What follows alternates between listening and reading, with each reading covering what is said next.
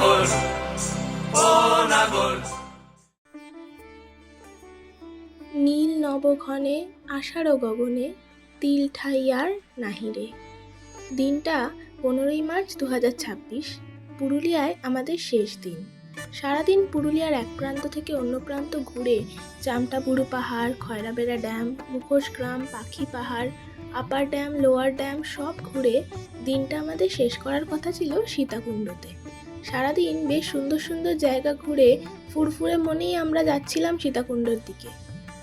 তখনই হঠাৎ আমাদের ড্রাইভার কাকুরা বলে আবহাওয়া ক্রমশ খারাপ হচ্ছে, তাই তারা আর সীতাকুণ্ডর দিকে যাবে না, বরং আমাদের সোজা নিয়ে যাবে মহুলবনির দিকে।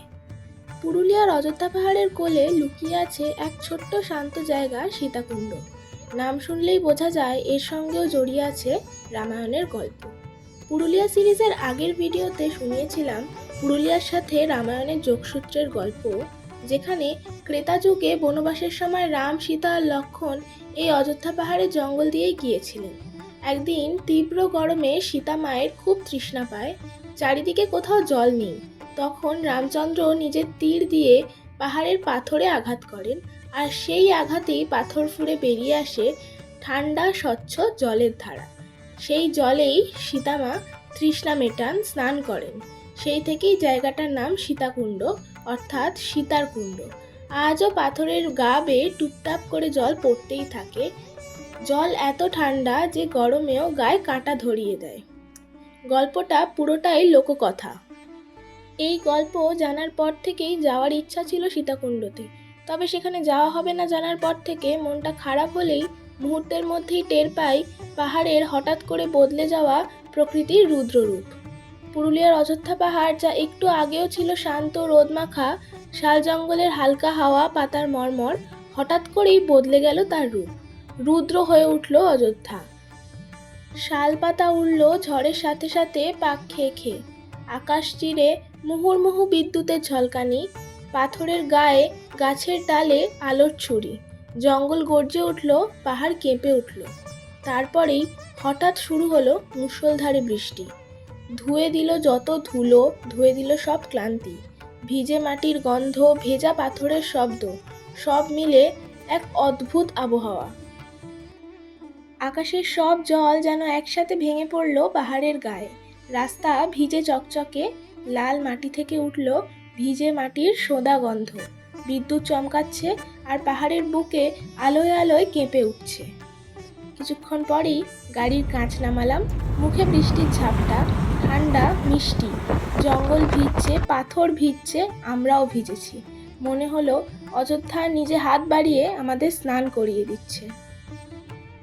প্রকৃতির এই হঠাৎ করে বদলে যাওয়ার রূপ দেখে আমরা যে ভয় পাইনি তা একেবারেই নয়, তবে পাহাড়ের এই রূপ আমাকে বুঝিয়েছিল প্রকৃতি একাধারেই কত সুন্দর আবার ভয়ঙ্কর, যেমন নিরীহ তেমনই সবচেয়ে শক্তিশালী। পাহাড়ের এই ভয়ঙ্কর সুন্দর রূপ দেখতে দেখতে এবং যাতে আমরা সবাই সাবধানে পৌঁছে যাই সেই প্রার্থনা করতে করতে আরও বেশ কিছুটা পথ এগিয়ে গেলাম আমরা বৃষ্টিকে মাথায় নিয়েই। আমরা এগিয়ে চলেছিলাম মহুলবনির দিকেই।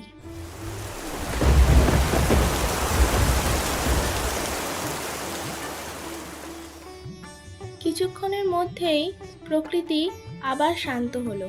মেঘ সরে গেল, রোদ উকি দিল। অযোধ্যা আস্তে আস্তে ফিরে এলো তার কোমল রূপে।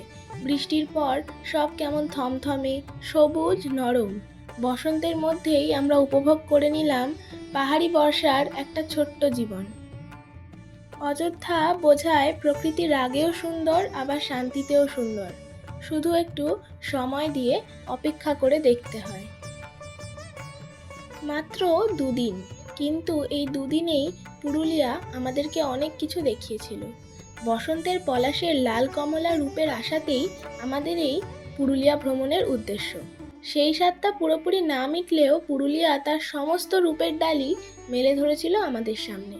অযোধ্যা পাহাড়ের রুদ্র আর কোমল রূপ, পাহাড় বেয়ে নেমে আসা ঠান্ডা ঝর্ণার জল, শাল জঙ্গলের মর্মর, পাতার শো শো, পাখি পাহাড়ের গল্প, মুখোশ গ্রামের শৈল্পিকতা।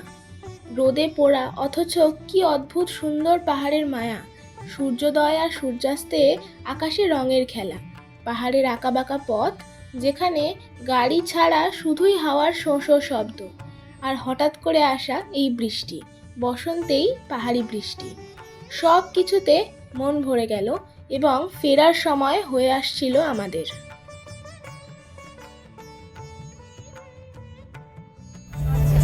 This is us, average English honors student, imagining this as Udari Heights এর plot.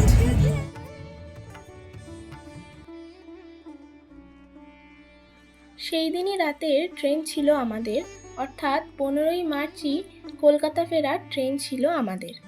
সন্ধেটা কাটালাম মহুলবনিতে, জঙ্গলের গন্ধ, নিস্তব্ধতা। রাতের খাবার সেরে আমরা চলে গিয়েছিলাম মুড়ি স্টেশনে। রাতটা আমাদের কেটেছিল ট্রেনেই, আর তারপর পরের দিন ভোরে কলকাতা ফিরে এলাম অনেকটা ভালো লাগা নিয়ে, আর সাথে নিয়ে এলাম আরও কয়েক মাস শহরের জাঁতাকলে কাজ করার অক্সিজেন। এই নিয়েই শেষ হলো আমাদের পুরুলিয়া ভ্রমণ।